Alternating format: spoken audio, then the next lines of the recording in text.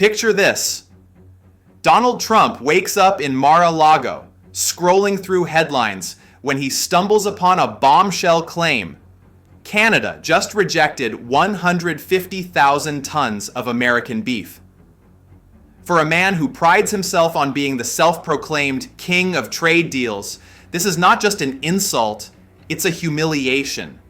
His reaction, anger, disbelief, and of course, the usual promise of tough action. But here's the twist. When you peel back the layers, the math doesn't add up. Canada's entire annual intake of US beef isn't even that large. So why does this rumor hit so hard? And why does it matter? Because this story isn't about whether one colossal shipment got turned back at the border. It's about something much bigger. It's about the fragility of America's food supply chain, the volatility of Trump's trade wars, and the strategic recalibration happening in Ottawa under Prime Minister Mark Carney. When you put all those pieces together, the so-called beef rejection becomes a symbol, a flashpoint that reveals just how vulnerable North America's supply networks really are. Let's be clear. America is not just a beef powerhouse. It's the world's largest beef producer and one of the top exporters. Canada, meanwhile, is one of its most reliable customers. For decades, the flow of cattle, carcasses, and packaged beef across the world's longest undefended border has been a cornerstone of trade. The two economies are so intertwined that even a small hiccup in logistics, regulations, or tariffs can ripple through supermarkets, fast food chains, and steakhouse menus from Toronto to Texas. Now throw Trump back into the White House. Within weeks, he revives his signature weapon: tariffs. Ottawa counters with retaliation. Markets hate uncertainty, and the beef trade, already strained by drought, shrinking cattle herds, and rising feed costs, finds itself under a magnifying glass. Add in Carney's pivot to tougher industrial regulation and whispers of EU-style carbon border adjustments, and suddenly every truckload of beef crossing into Canada looks like a potential political football. So yes, maybe nobody really turned away 150,000 tons of beef.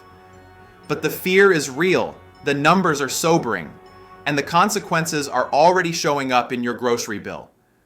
By the end of this video, you'll understand why this isn't just another Trump versus Canada headline.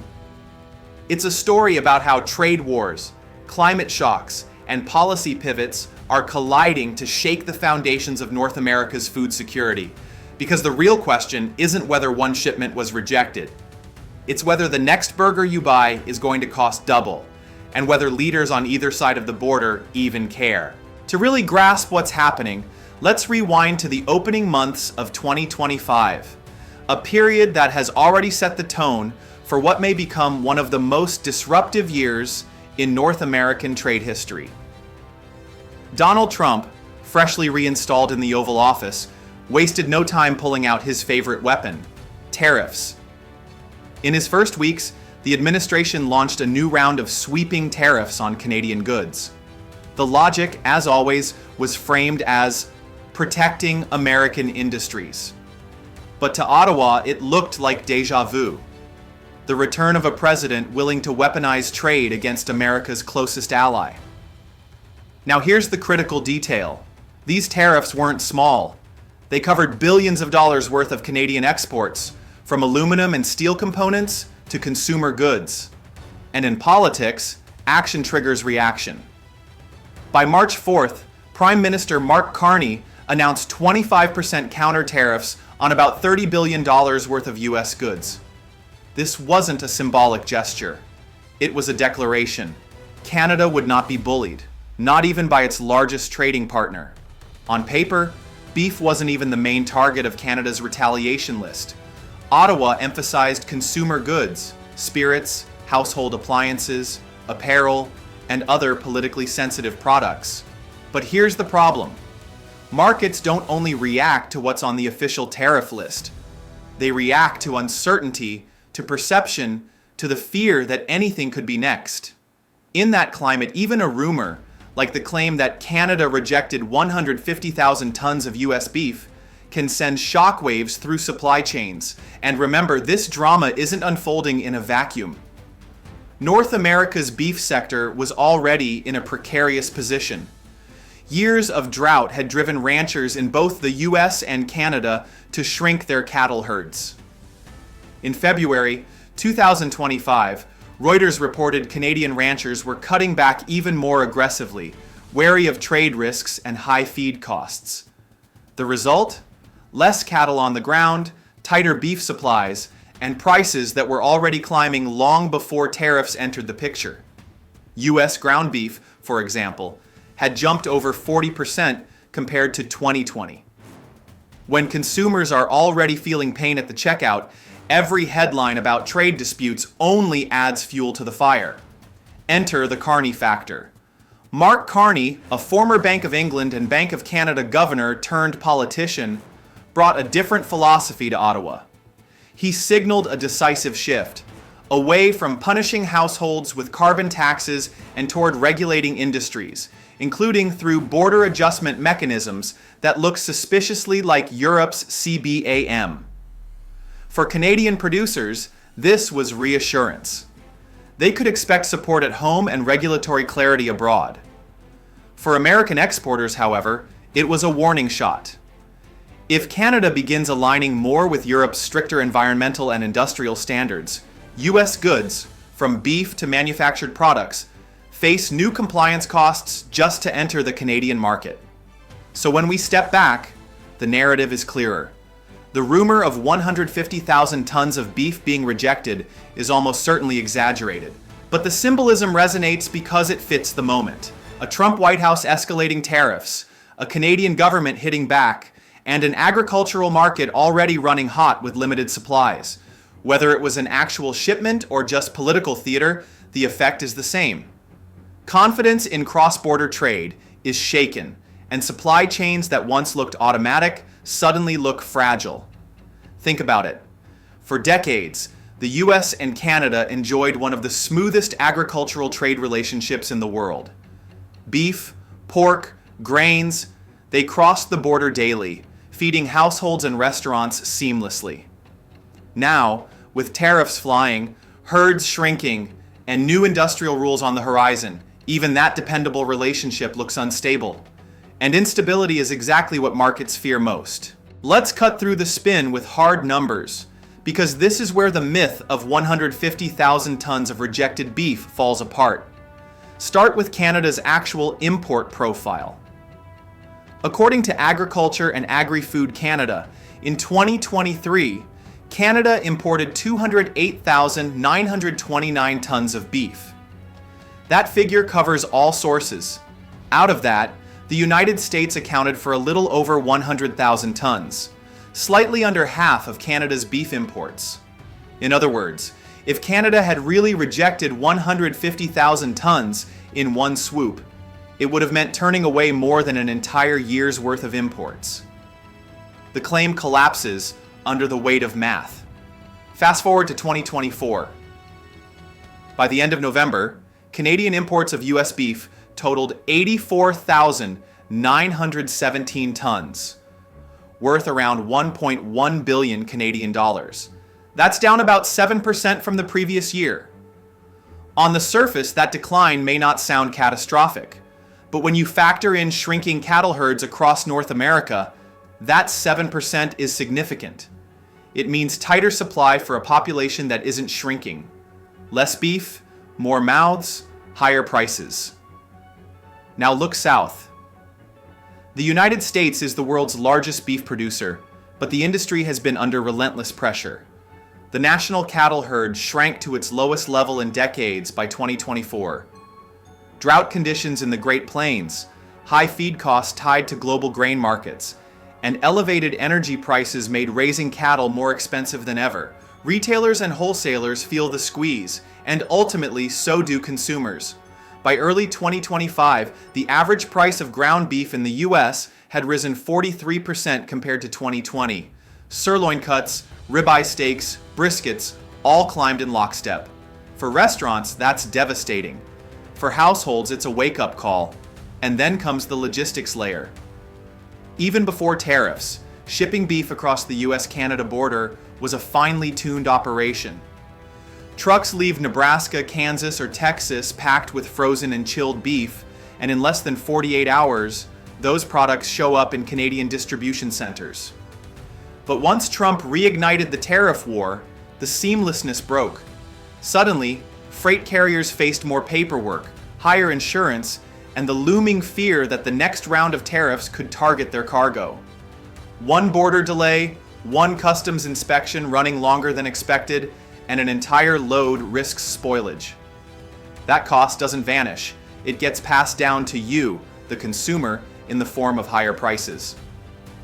At the same time, Carney's policy shifts add another layer of complexity. His government has started nudging Canadian trade policy toward Europe's model, meaning potential carbon border adjustments and tougher industrial rules. For beef exporters, that could mean changes in packaging standards, emissions reporting, or even feed source tracing.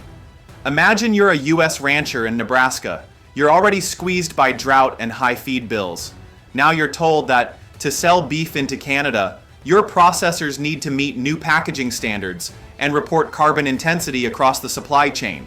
That's not a theoretical nuisance. It's a real cost. This is why perception matters. Even if beef hasn't been directly listed on Canada's retaliation roster, traders, exporters, and retailers operate in an environment where it could be next. That perception creates volatility. Futures contracts widen. Wholesalers hedge more aggressively. Freight surcharges creep higher. In a sector already stretched thin, the rumor of a 150,000-ton rejection feels believable because the stress on the system is so visible. And then there are the health and safety recalls, another source of confusion. In early 2025, the Canadian Food Inspection Agency, CFIA, did issue recalls tied to E. coli in ground beef at a major Ontario retailer. These were routine food safety measures, not trade wars. But in the climate of tariffs, every recall headline looks political.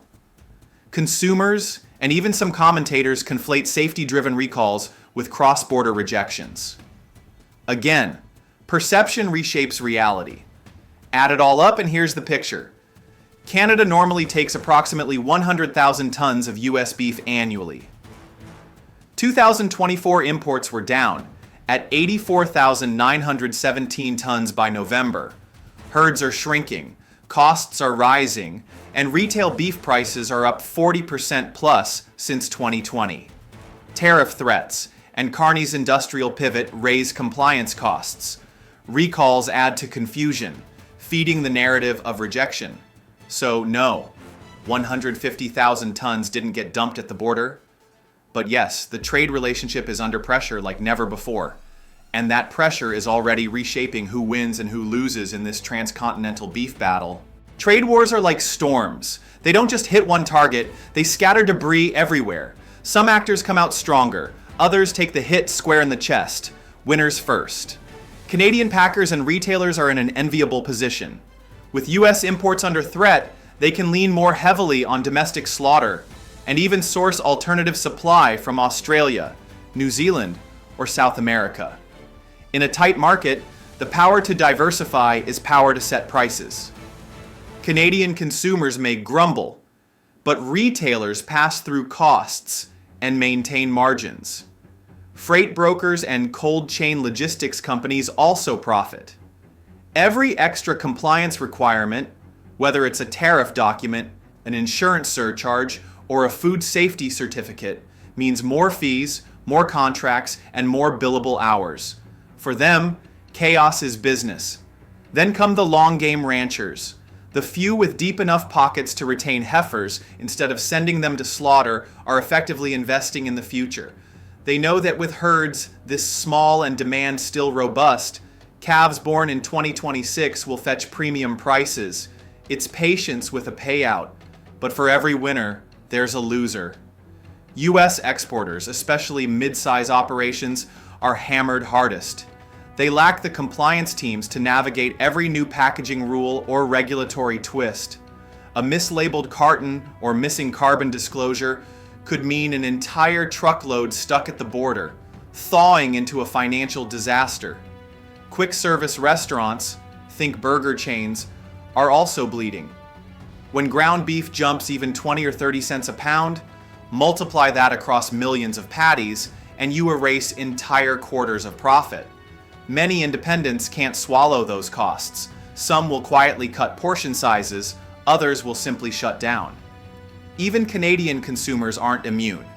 Yes, packers and retailers protect their margins, but they do it by passing costs onto households. That means higher prices at the grocery store, less disposable income for other spending, and more economic anxiety, fertile ground for political blame games. At the geopolitical level, Trump may think tariffs punish Canada, but often they punish American consumers and exporters first. The winners are those who thrive in volatility. The losers are those who depend on stability. So what happens next? The outlook isn't comforting. First, the cattle cycle. Rebuilding herds takes years, not months. Ranchers can't flip a switch and produce calves. That means tight supplies and high beef prices will persist well into 2026 and beyond. Second, policy trajectory. Carney's Canada is moving closer to Europe's regulatory orbit. That means more environmental compliance, more industrial protection, and more potential friction with Trump's Washington. Every new rule layered onto U.S. exporters raises the cost of doing business across the border. Third, the political theater. Trump thrives on confrontation. Escalation plays well with his base. But escalation also keeps North American markets on edge. For every tariff he imposes, Ottawa has shown it will respond in kind. That tit for tat may score political points, but it leaves businesses and consumers footing the bill. For households, the bottom line is clear. Beef will stay expensive. Substitutes like chicken, pork, and even plant-based proteins will see increased demand, but none will fully offset the pressure. Your grocery bill will feel heavier, your restaurant menu thinner, and your confidence in supply chains shakier. And that's the real lesson of this story. The claim that Canada rejected 150,000 tons of US beef may be exaggerated, but the fear behind it is genuine. North America's food system is fragile, politicized, and deeply exposed to trade wars and policy pivots. So here's my call to action. Don't just follow the headlines. Follow the numbers. Herd counts, tariff lists, price indices. These tell the true story of where your dinner is headed. And if you want to stay ahead of that curve, if you want to understand not just what leaders say, but what those words mean for your wallet, then hit subscribe, drop your thoughts in the comments, and share this analysis. Because the next time you pay double for a burger, you'll know it wasn't just about cattle. It was about politics, power, and a supply chain stretched to the breaking point.